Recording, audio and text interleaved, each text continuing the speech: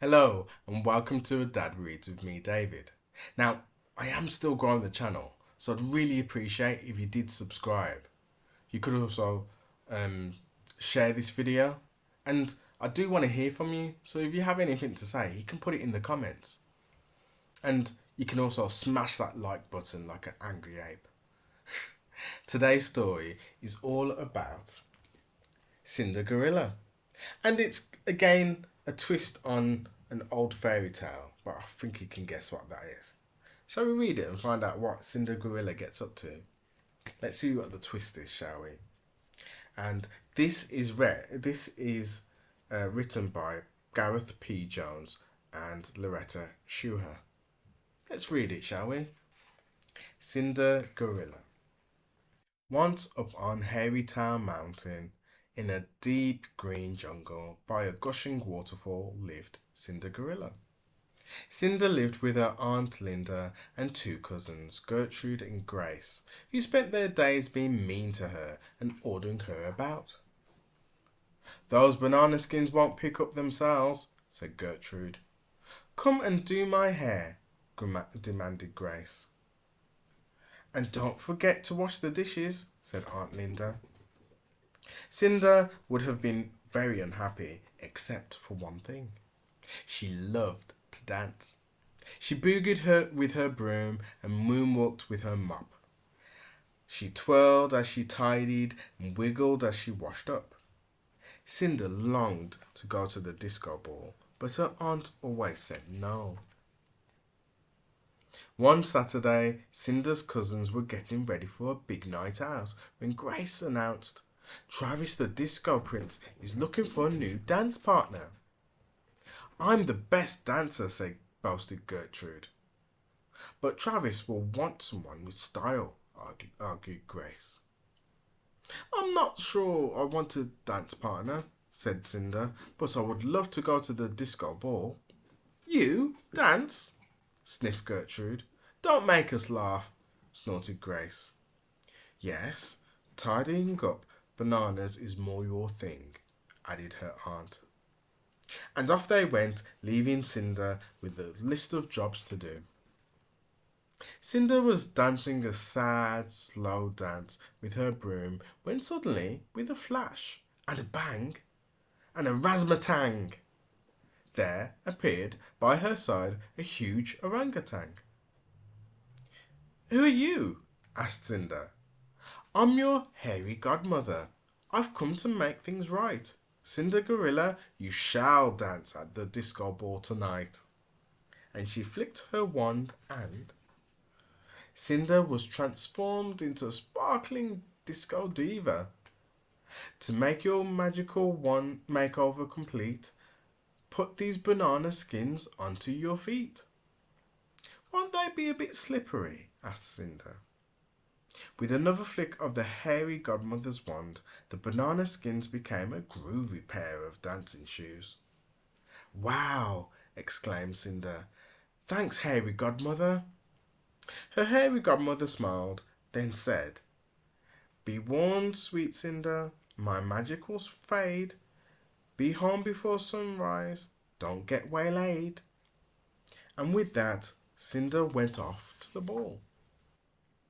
Cinder felt nervous as she stepped onto the dance floor, but soon she lost herself in the music and made lots of new friends. She grooved with some gibbons. She breakdanced with a baboon. She was in the middle of a dance-off with a chimpanzee when another gorilla barged her way over and said, "Wow, you can really move. You're almost as good as me." "Who are you?" asked Cinder. "Don't you know?" He laughed. "I'm Travis, the Disco Prince. From now on, you can dance with me." Just then, a beam of morning sunlight hit the disco ball and Cinder remembered Hairy Godmother's warning. "I have to go," she gasped. "Go?" said Travis. "But you haven't seen my best moves." Cinder turned and fled, but the magic was fading fast and the shoe slipped off her feet. "This shoe belongs to the greatest dancer at the disco," cried Travis, picking it up. I shall not rest until I find its owner. But shoes aren't always the best ways of finding someone. No, nope, definitely not. Travis was almost ready to give up, but there was one more place to try. Gertrude and Grace squealed as Travis burst in holding the shoe. Behold, he said, this shoe belongs to... It looks like one of mine, interrupted Grace. It's bound to fit my dainty feet, said Gertrude. But the shoe didn't fit Gertrude or Grace. Then Travis spotted Cinder. Hey, don't I recognize you? He said. He grabbed the shoe and shoved it onto Cinder's foot. It's the perfect fit. So let's dance every night. As the star I will lead, but I'll share my limelight. Cinder's the mystery dancer, squealed Gertrude and Grace. Thank you, Travis, said Cinder, but I don't really want a dance partner. I just don't want to dance with my new friends. And so you shall, said a familiar voice. With a flash and a bang and a razzmatang, the hairy godmother appeared, wand in hand. Just a little wave here and a little wave there, and the single shoe will become a pair. No, no, no, cried Cinder's aunt. She can't go to the disco ball. She has to tidy up this place.